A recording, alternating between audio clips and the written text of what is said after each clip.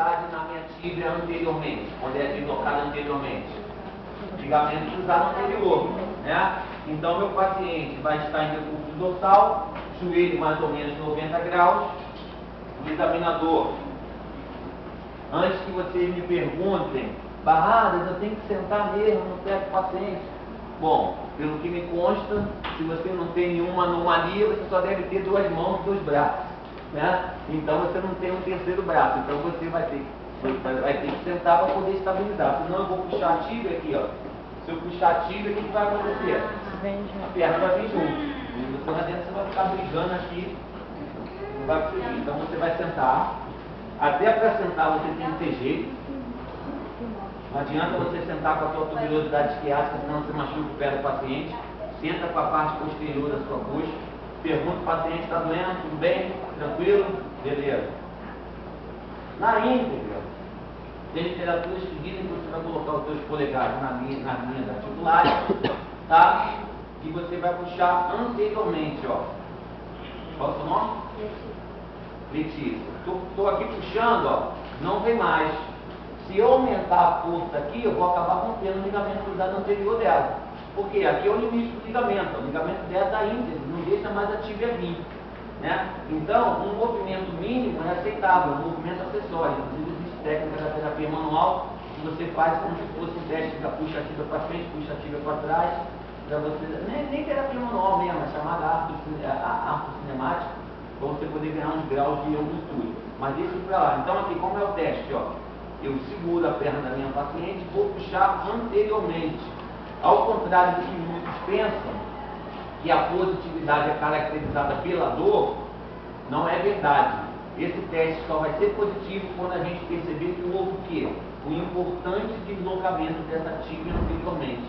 Não foi isso que nós falamos na semana passada? O ligamento cruzado anterior está aqui o quê? Estabilizando essa tíbia. Se ele estiver rompido, na hora que eu puxo, essa tíbia vai vir na minha mão, como se fosse um sinal de estivesse abrindo uma gaveta. Prestar atenção nisso? Daqui a pouco vocês vão praticar. Dependendo da fase que você está avaliando esse paciente, associado a essa instabilidade, ele pode relatar dor.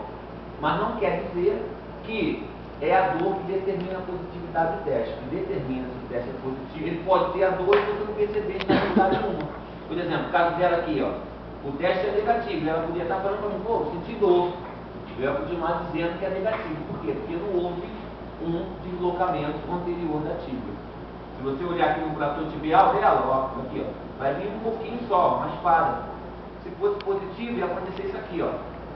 A tíbia ela ia anteriorizar. Tudo bem? Então, o teste de gaveta anterior é para avaliar a integridade do ligamento cruzado anterior. E ele é feito no sentido, conforme o nome está dizendo, anterior. Por quê? Porque eu puxo a gaveta, como se eu estivesse abrindo uma gaveta. Tem um outro teste aqui, já ouviram falar nesse teste aí? Teste de Lachman?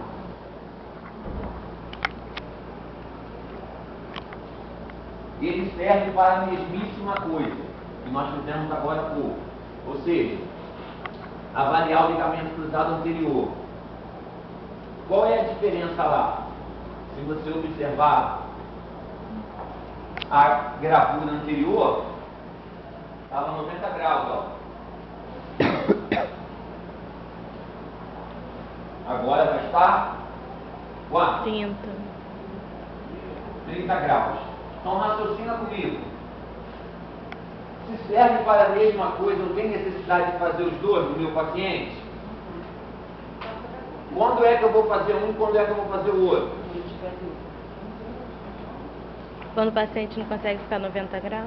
Perfeito. Quando o paciente tiver um bloqueio ainda, fase inicial, você tem bloqueio, não consegue ficar a perna 90 graus. Então você vai botar até onde ele conseguir, normalmente em torno de 20 a 30 graus. Vou segurar, ó, vou empurrar o fêmur para baixo e vou puxar a tíbia para cima. Ó.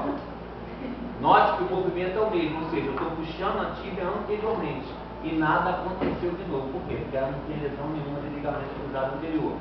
Se tiver, mesma coisa que acontece no gaveta anterior. Quando é que o gaveta anterior é positivo? Não é quando a tíbia se anterioriza? Mesma coisa. Então, se eu perguntar na prova, quando é que você faz o teste de gaveta anterior ou o teste de Lachman?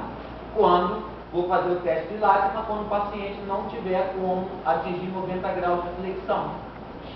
É por causa disso. Agora, Barrados, ele tem como atingir 90 graus de flexão. Preciso fazer o gaveta anterior, preciso fazer o lágrima. Qual é que você faz? O gaveta anterior. O gaveta anterior, ele é mais fidedigno do que o lágrima. Mais fácil até ser feito, que aqui eu tenho que segurar. Mas para isso, ou seja, não tem que ter aquela desculpa, não fiz o teste da gaveta anterior porque não conseguiu ficar 90 graus. Não, você faz na amplitude que ele conseguir, por isso que está aqui em torno de 90. O importante é o quê? Você fazer o movimento contrário.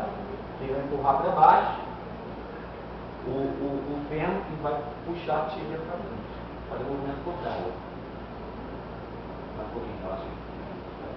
Ó. Puxa. E o fêmur puxa para trás.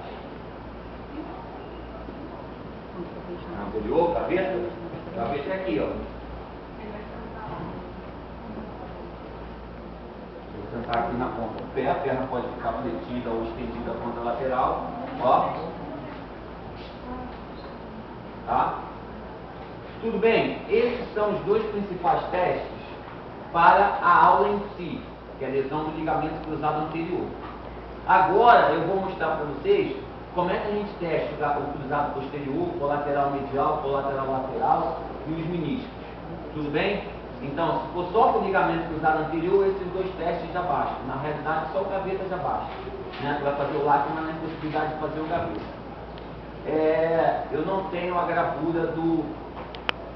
Botem aí, gaveta posterior. Não tem não. Eu vou deixar a imagem do gaveta anterior, mas